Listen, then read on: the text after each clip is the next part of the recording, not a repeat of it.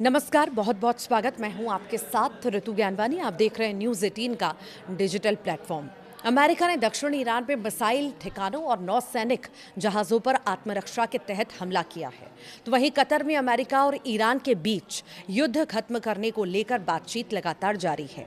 Iran के वरिष्ठ नेता दोहा पहुंचे और वहां पर फ्रोजन असेट्स और संघर्ष रोकने पर चर्चा हो रही है। दूसरी ओर इजराइल ने हिजबुल्ला पर कड़े हमलों का आदेश दे दिया है।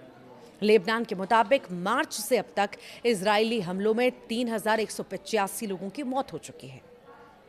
देखिए, पश्चिम एशिया में जारी युद्ध के बीच अमेरिका और ईरान के बीच तनाव एक बार फिर बढ़ चुका है। अमेरिकी सेना ने दक्षिणी ईरान में कई सैन्य ठिकानों पर आत्मरक्षा का हवाला देकर हमला किया।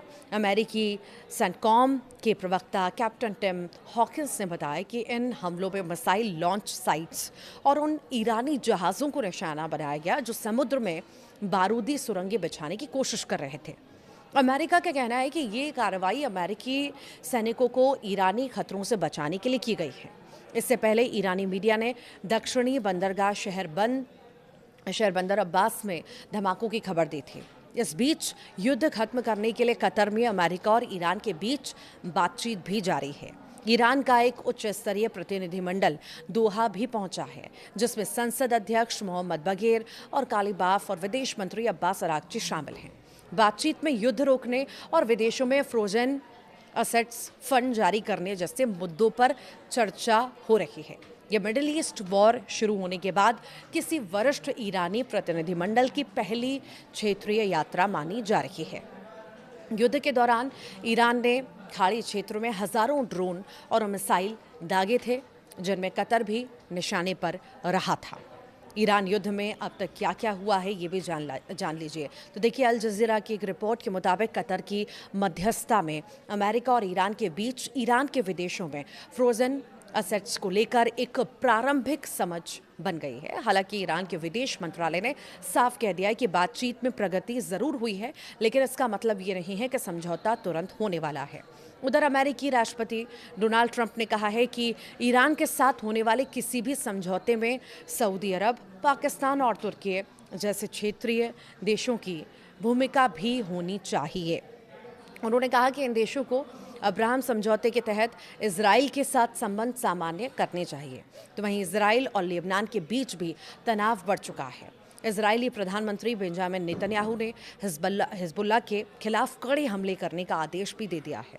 कहा है कि उनका देश इस समय इस समूह के साथ युद्ध की स्थिति में है। लेबनान के स्वास्थ्य मंत्रालय के मुताबिक 2 मार्च से अब तक इजरायली हमलों में कम से कम 3,185 लोगों की मौत हो चुकी है, जबकि 9,633 लोग घायल हैं।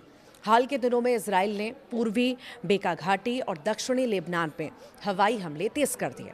अमेरिकी विदेश मंत्री मार्को रूबियो ने कहा, बंदर अब्बास पर अमेरिकी हमलों के बावजूद ईरान के साथ समझौते को लेकर बातचीत कतर में जारी है। भारत दौरे के दौरान जयपुर में रूबियो ने कहा कि समझौते की सटीक भाषा तय करने में अभी कुछ दिन लग सकते हैं। हालांकि उन्होंने ये भी साफ कहा कि स्ट्रेट ऑफ होर्मुज पर हाल ही में खुला रहेगा, चाहे किसी भी तरीके से हो, वो खुला ही रहेगा। तो बिना टैक्स से खुला रहना चाहिए होर्मुज, ये भी मार्को रूबियो ने कहा। अमेरिकी विदेश मंत्री मार्को रूबियो ने एक बार फिर से होर्मुज जलडमरू मध्य के लिए बिना किसी टोल टैक्स के खुला रहना चाहिए, इसको लेकर के बात कही। उन्होंने कहा कि वहाँ जो हो रहा है वो गैरकानूनी, गलत और अस्वीकार्य है। दुनिया का कोई भी देश इस तरह के टोल सिस्टम को स्वीकार नहीं करता, सिर्फ ईरान इसे सही मानता है। आपको बता दें कि ईरान ने यहाँ पर टोल के बजाय सुविधा शुल्क के नाम से पैसे लेने का प्रस्ताव दिया, जिस पर अमेरिका सहमत नहीं है और उसी पर यह बयान जो है सामने आया है। अमेरिका के पूर्व विशेष दूत रॉबर्ट माले ने कहा है कि चाहे अमेरिका कितना भी दबाव डाले, ईरान अपने यूरेनियम संवर्धन के अधिकार को छोड़ने वाला नहीं है। अल जजीरा से बातचीत में माले ने कहा कि ईरान अब दोबारा किसी जाल में नहीं फंसना चाहता। उनके मुताबिक ईरान के पास अपनी गरिमा और अपने सिद्धांत हैं जिन्हें वो आसानी से नहीं छोड़ेगा। उन्होंने कहा कि भारी आर्थिक प्रतिबंध या सैन्य दबाव भी ईरान की सोच को खत्म नहीं कर सकता। ये बड़ा बयान उन्होंने दिया है।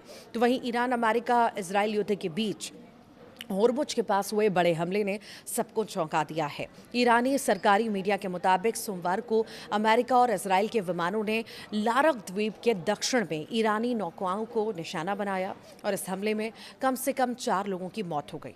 ईरान की समाचार एजेंसी ने बताया कि मरने और घायल होने वालों की कुल संख्या अभी साफ नहीं है। तो वहीं ईरानी सरकारी टीवी के अनुसार घटना के बाद पास के बंदरगाह शहर बंदर अब्बास में हालात सामान्य हुए हैं। ये बयान भी जारी किया गया है। अमेरिका के पूर्व राजनयिक और पेंटागन अधिकारी एडम क्लेमेंट्स ने कहा है कि दक्षिणी ईरान के बंदर अब्बास इलाके पर अमेरिकी हमले को हल्के में नहीं लिया जा सकता। उन्होंने अल जजीरा से कहा कि उन्हें इस बात पर ज़्यादा हैरानी नहीं हुई कि अमेरिका ने ईरान में सैन्य कार्रवाई की बात स्वीकार कर ली। क्लेमेंट्स ने कहा कि होर्मुज, जल डमरू मध्य और बंदर अब्बास में जो कुछ हुआ वो काफ़ी अहम है और इस पर नज़र रखने की ज़रूरत भी है, खासकर अगर आगे और हमले होते हैं। हालांकि उन्होंने ये भी कहा कि सैन्य कार्रवाई और बड़े रणनीतिक स्तर की बातचीत को अलग अलग समझना चाहिए। उनके मुताबिक अमेरिका और ईरान के बीच कूटनीतिक बातचीत अभी भी जारी है और इन हमलों से पूरी शांति प्रक्रिया पटरी से उतरी नहीं दिख रही है। तो वहीं कतर की राजधानी दोहा में अमेरिका और ईरान के बीच चल रही बेहद अहम बातचीत जो है अब किसी बड़े समझौते की ओर बढ़ती दिखाई दे रही है। क्षेत्रीय मीडिया रिपोर्ट्स के मुताबिक दोनों देशों के बीच कई अहम मुद्दों पर सहमति बनने वाली है, जिससे पश्चिम एशिया में तनाव कम होने, दुनिया के सबसे महत्वपूर्ण तेल मार्गों में से एक स्ट्रेट ऑफ होर्मुज के फिर से सामान्य होने की उम्मीद बढ़ी है। अल जजीरा की रिपोर्ट के मुताबिक कतर की मध्यस्थता में अमेरिका और ईरान के बीच विदेशों में फ्रोजन ईरानी असेट्स को लेकर एक शुरुआती सूत्रों का कहना है कि अगर बातचीत इसी तरह आगे बढ़ती रही तो जल्द ही बड़े समझौते का ऐलान भी हो सकता है। तो वहीं ईरान अमेरिका इजराइल युद्ध के बीच बड़ा घटनाक्रम भी सामने आया। अमेरिकी सेना ने दक्षिणी ईरान में कई ठिकानों पर हवाई हमले कर दिए, जबकि दूसरी ओर कतर में शांति वार्ता शुरू हुई है। अमेरिकी सेना के मुताबिक ये हमले आत्मरक्षा के तहत किए गए हैं। निशाने पर मिसाइल लॉन्च साइट्स और वे ईरानी नौसैनिक जहाज थे जो समुद्र में बारूदी सुरंगें बिछाने की कोशिश कर रहे थे।